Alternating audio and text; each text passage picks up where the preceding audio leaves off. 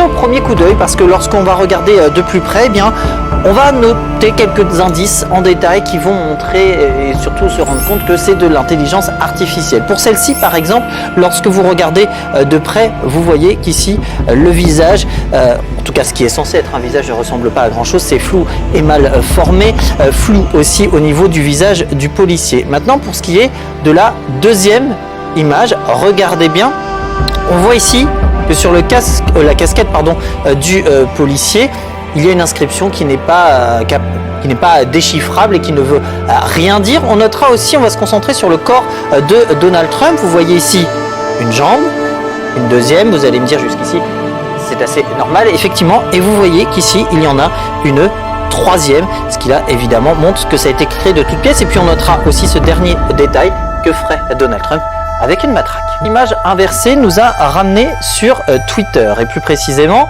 sur un compte en particulier, celui d'Eliot Higgins, qui est le fondateur du média d'investigation Bellingcat, et qui, dans un tweet, a bien précisé que ces images avaient été générées, en tout cas faites de toutes pièces, et en l'occurrence générées par un des logiciels et l'une des applications de référence en matière d'intelligence artificielle, c'est Midjourney. Alors vous voyez d'ailleurs, il a fait tout un thread pour montrer toutes les images le jeu finalement auquel il s'était livré avec toutes les images concernées. Il y en a beaucoup, vous avez même Melania Trump qui crie contre Donald Trump, et vous finirez par cette image de Donald Trump en prison. Alors le risque, c'est bien sûr que ces images soient prises pour argent comptant, même si beaucoup ont vocation aussi à être humoristiques, d'autant que la technologie évolue vite, qu'elle est donc de plus en plus sophistiquée, et c'est vrai que le rendu est de plus en plus convaincant, les photos détournées de plus en plus difficiles à déceler. Regardez maintenant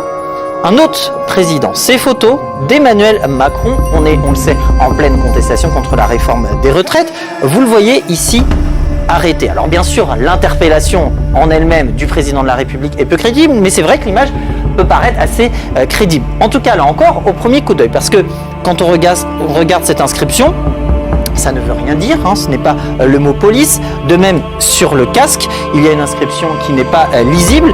Et puis, si on regarde un petit peu plus les visages, eh bien, on voit que le visage de ce policier paraît un petit peu bizarre, je dirais. Et puis, on note aussi une anomalie, une incohérence au niveau de l'œil d'Emmanuel Macron. Et puis, regardez les mains. Je vous en parlais il y a quelques jours, de ces mains qui sont difficiles à être réalisées par l'intelligence artificielle. Eh bien, vous noterez ici qu'il y a 1, 2, 3, 4, 5... doigts. Alors la polydactylie, c'est vrai, ça existe, mais c'est tout de même assez rare. Ça, c'est la première. Maintenant, regardez la seconde, où vous voyez aider au ramassage des déchets. On le sait, Paris vit actuellement une crise des déchets du fait de la grève des éboueurs. Et bien là, c'est beaucoup plus difficile à déceler, parce que cette photo, bien qu'elle soit très réaliste, a bien été générée par intelligence artificielle. Qui plus est facile à être utilisé.